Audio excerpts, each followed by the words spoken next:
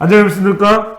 여론조사의 모든 것, 대한민국 최고의, 아니, 전 세계 최고의 명품 유튜브 방송, 여론고수 시간입니다. 여러분들의 여론조사 관련된 가려운 것을 바박박 긁어드리는 프로그램입니다.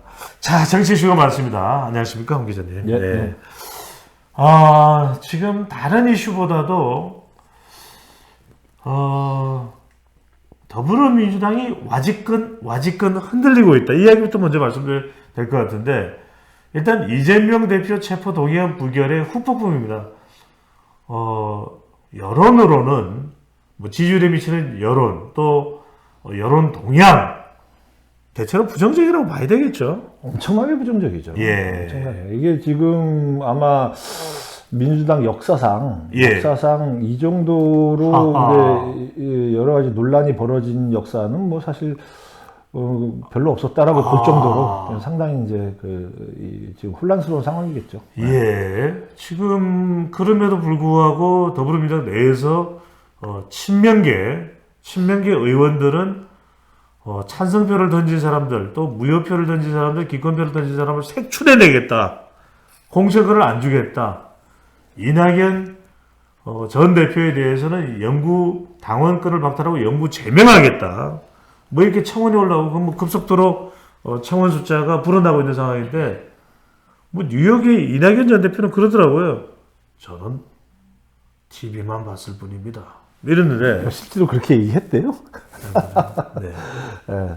아무 말도 안 했던 비슷하지 않습니까? 아무 말도 안 했던 걸로 네. 알고 있는데. 네. 이렇게 큰 또 생선 사진을 올렸다가 도로 내렸는데 아마 저녁 식사 시간에 그걸 잡수지 않았을까 싶은 생각이 드는데, 이낙연 전 대표 뭐 관여된 증거가 있습니까?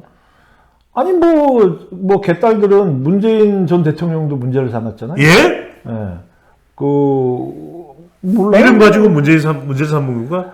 문재인 대통령이니까 본론으로 얘기한다면 어쨌든 문재인 전 대통령도 문제가 있다라고 지적을 했잖아요. 네. 하고 있는데 뭐 이낙연 전 대표, 문재인 전 대통령도 지적을 했는데 이낙연 전 대표야 뭐 당연히 뭐 지적을 하겠죠. 그거 뭐 아니 근데 이런 일련의 상황들이 색출하고 또 이낙연 전 대표를 영구 제명하게 따르고 문재인 전 대통령도 문제 삼고 지지율에 어떤 영향을 줄까요?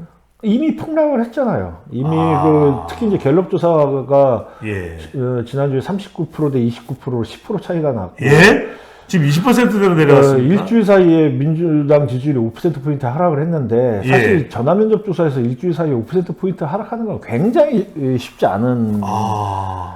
이거 뭐 대폭락이라고 봐야 됩니까? 대폭락이죠. 대폭락이고. 특히 이제 서울 같은 경우에 국민의힘 39%, 민주당 21%.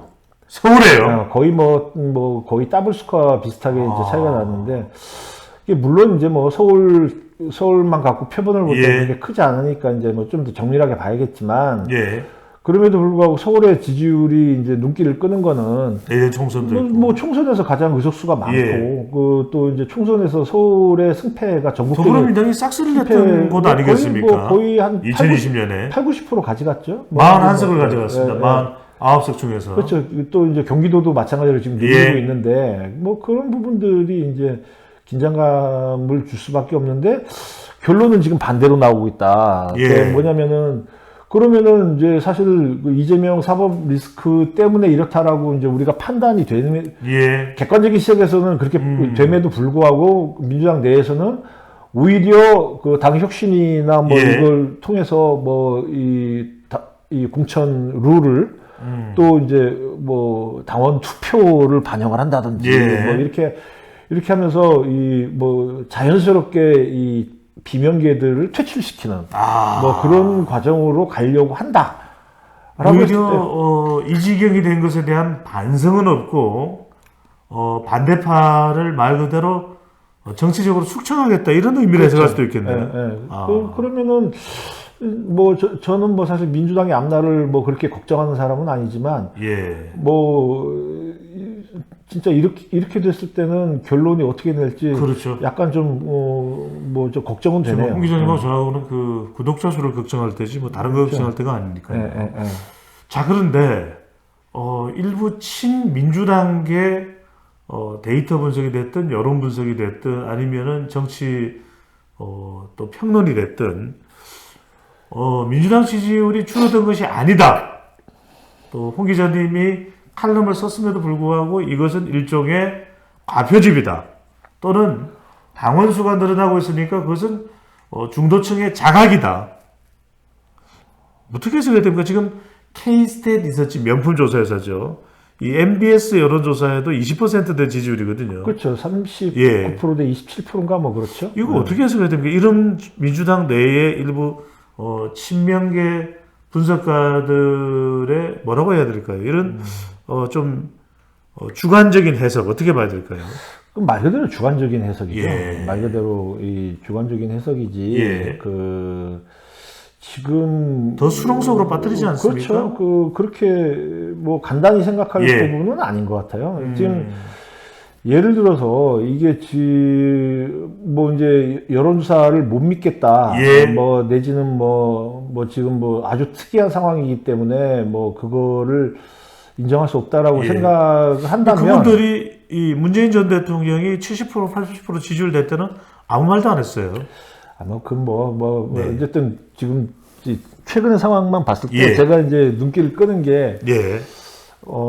미디어 토마토라는 미디어 토마토. 조사회사 네. 있잖아요. 예. 근데 이제 그 조사회사는 여전히 민주당 지지율이 한 2, 3%, 1, 2%라도 높아요. 꽃도 여전히. 있어요. 네. 꽃도 마찬가지인데 네, 뭐 제가 왜 미디어 토마토 얘기를 하냐면 뭐 이분들은 어떻게 조사하는지는 제가 정확하게 잘 모르겠지만 예. 뭐 그래도 나름대로 뭐가 있겠는데 그 조사에서 최근에 그 이재명 체포동의안 부결 직후에 한 문항이 하나가 이제 눈길을 예. 끄는데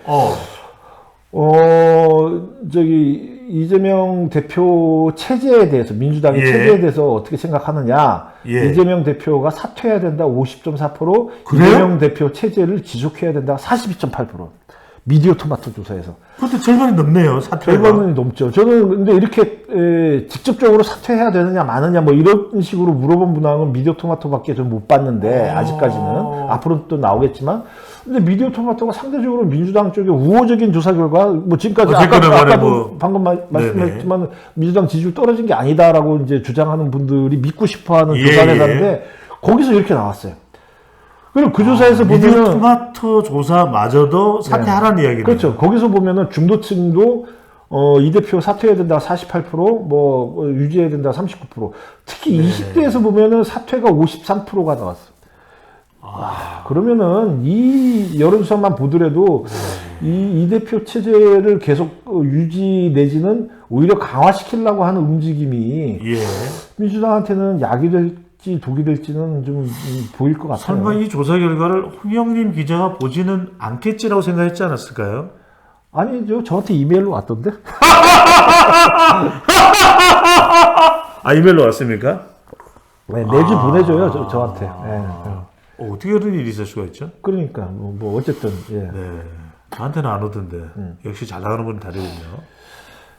자, 종합적으로 볼 때 지금의 민주당 지지율을 타개하는 데이터로 봤을 때 어떤 방법이 시도해 볼 수 있을까요? 어떻게 해야 될까요?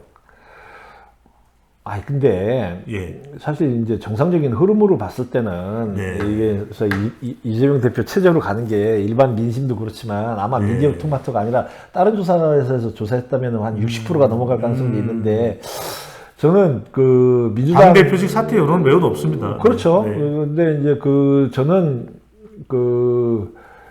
민주당이 지난 대선 이후 지방선거와 이제 개항을 보궐선거에서 이재명 대표가 출마를 하고 그리고 이제 또 전당대회에서 이제 대표로 또 나서고 이런 일련의 과정부터 시작을 해서 첫 단추부터 단단히 잘못 꼬였다. 단단히 잘못 꼬였다. 뭐 이제 와서 또 이거를 또 어떻게 물르기도 어려울 뿐더러 뭐 지금 당의 간판이 됐는데 뭐 그거 참 선택지가 굉장히 좁잖아요. 그래서 그때부터 잘못됐다. 알겠습니다. 네, 그런 생각이 들어요. 네 글자를 가면은 참 해법이 생각나지 않는다. 홍영림 기자는 만시지탄이다. 이렇게 말씀을 하고 계십니다. 자, 이재명 대표의 더불어민주당 어떻게 돌파해야 될지 계속해서 여러 것을 주목해 주시면 분석해 드리겠습니다. 지금까지 회종찬 홍영님이었습니다. 감사합니다.